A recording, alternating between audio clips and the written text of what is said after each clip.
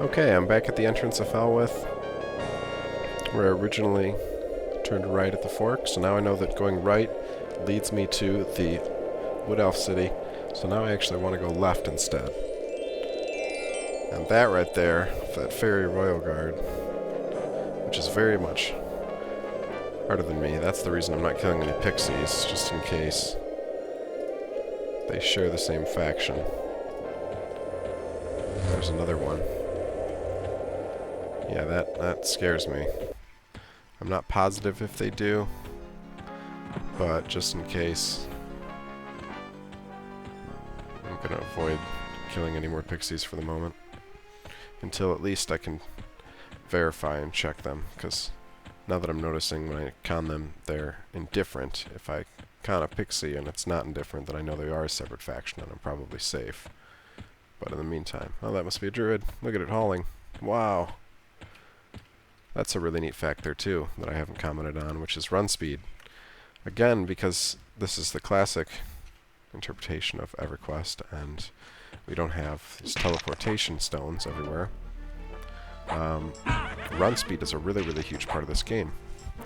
So, for instance, right now I have a certain run speed. Ooh, weapon. I have a certain run speed right now, and there are actual buffs that increase your run speed. There's items that can cast buffs that increase your run speed. Run speed can be changed dramatically. And there's a couple classes, I believe shamans, druids, I know I'm missing another one in there, bards, that can use run speed buffs. And people will usually ask for them. It can be something that can be bartered. People will pay money to have it casted on you. And it's just the coolest thing, because it means if you're a druid, for instance, you get teleports, you get run speed buffs. Druids typically also being able to solo, being able to much more easily handle things on their own, be very evasive, not die easily when exploring. They end up being true explorers. They go out and they explore. Rangers too. Rangers get Spirit of Wolf because they use druid spells. But Rangers as well. Any of these classes that can run a lot, they actually end up exploring much more, and they really learn quite a bit about the zone. So again, it's one of those things where by not just giving everyone the ability to easily fast travel, you're actually encouraging certain classes to explore more, and then therefore know more about the zone that they're in. Another case in point, Rangers get the ability to track, which actually shows them creatures in the zone, and they can follow them around. Again, something where a ranger then might, be looking for a certain creature, might be looking for something easy to kill, and they'll track it out, and they'll find this area of the zone they never even knew about that might have something good for them to kill. So I think that it's just another example of how the later changes they made to the game and some of the things that modern MMOs do just really is disappointing. I remember run speed buffs were never quite the thing that they were in EverQuest when I played World of Warcraft. There are some, but it's not the same, Lesser Feydark, okay.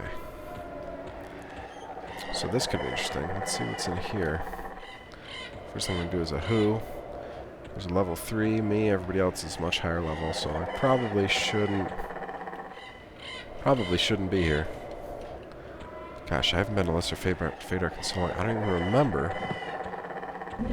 what this connects to or anything. It's probably one of the best parts about playing this again, is there's just so much I don't remember anymore. And it's almost like getting to play it again. Ooh, Wasp Sentinel. It's or yellow. That means it's above me.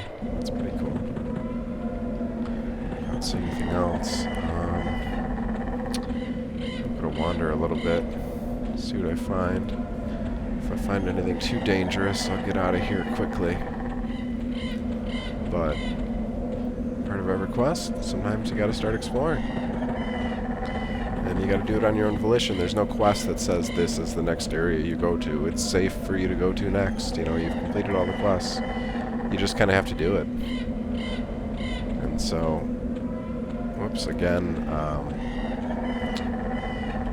whoops. Clearly that thing was an attack on sight. Amicably. Okay.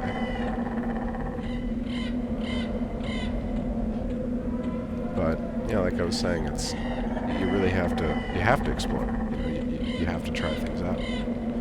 You can go on and find websites that'll tell you, what connects to what and everything, but there is a lot of fun, especially at the low levels, of just trying things out. Okay, this is definitely high level, because the giant spider is red, and it's a giant spider. So this means that I'm out of my league. But now I know where Lesser Fate Arc is, I know how to get to it. Alright. I'm gonna get back to the zone line. Okay, back in Greater Fate Arc, and I'm heading my way out this way. Oh, Wizard Spire. I remember this. This is really... wow. Seeing this means a lot. Playing a wizard, I saw quite a few of these. This is where wizards can portal to. Isn't this cool?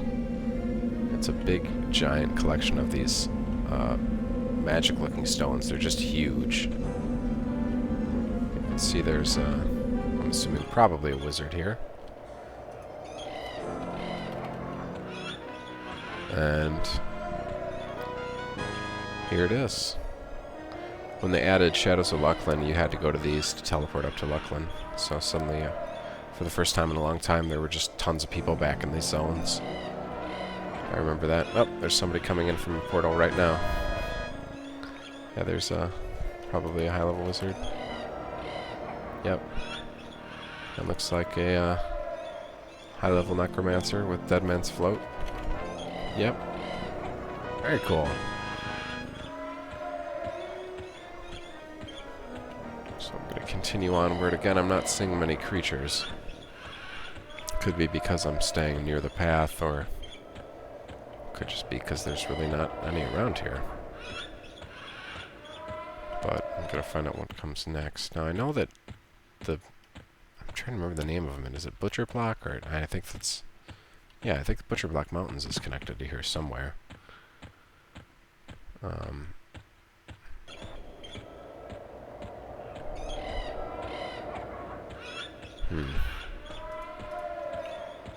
I saw something out there.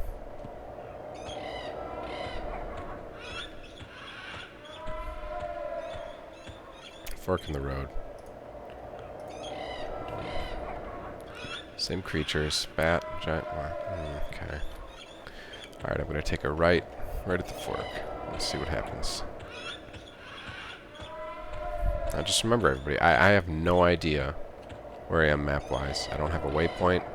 The only thing I have to help me find my way back is the path. I don't really know the trees very well.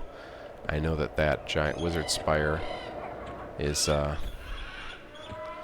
the path, so if I find that later, I know I'll at least be somewhere familiar. But other than that, I don't have any other real way of knowing where I'm going. I'm just experimenting. Okay, this path ends here. Don't see anything in the immediate vicinity. Regular bats. And I'm gonna walk back. Sadly, as I'm exploring, I'm starting to get the vague feeling that I might end up having to just kill 100 bats.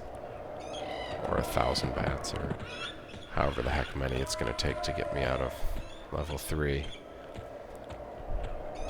Because I haven't really seen anything that's been consistently white or yellow compared to my level. But it is really unfortunate. It literally takes something like 5 to 10 of these bat kills just to get a light blue bubble. So that would mean if it was 10 per light blue, 10 times 5, that would be 50. 50. Oh, wait a minute. 10, yeah, 5, 10, 5, 10, 50, 20. Well, let's see if that was...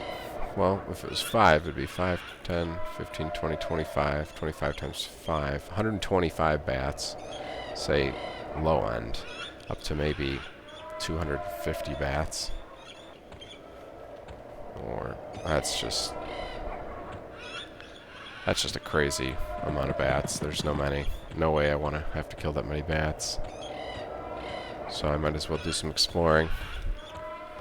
Because if I find something worth killing, that could save me tremendously more time. And it looks like I found a zone. Okay. I'm gonna check it out. Oh! There's a troll. Wow. That's so cool. You know, something neat about EverQuest is that unlike something like World of Warcraft, where you really rarely ever go into someone else's zone, or, I mean, sure you encounter people from the opposite side, but you don't level around them or anything. With EverQuest, you can group with whoever you want. You know, you can be grouping with more or less your enemies, and then, you know, split off to your respective cities when you have to go sell things and whatnot. But there's no restrictions on that, and I think it's really cool because you interact with the other side. World of Warcraft, I felt like you were missing half the game, and a lot of times, like myself, I didn't end up playing the opposite side. I very, very small amount did. I missed out on probably a good amount of content because of that. Alright, Butcher Block Mountains. This is where the